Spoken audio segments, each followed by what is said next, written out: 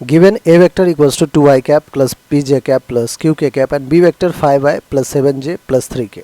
If a vector is parallel to b vector, then the values on p and q are respectively. बच्चों a vector, if a vector is parallel to b vector, then हम कह सकते हैं कि जो a vector होगा वो कोई constant k times of b vector होगा.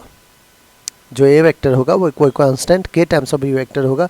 आप ऐसा भी कह सकते हैं कि जो a vector है अपॉन b vector करेंगे तो वो कोई constant k आ जाएगा. आप ऐसा भी कह सकते हैं कि magnitude of a upon magnitude of b is equals to some constant K. अब आइए बच्चों a और b को एक बार ध्यान दीजिए.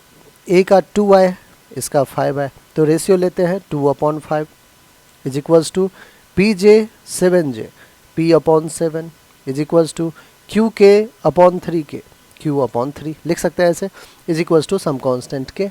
Okay all right. अब देखिए बच्चों 2/5 is equals to first equation तो आपको यहीं से दिख गया.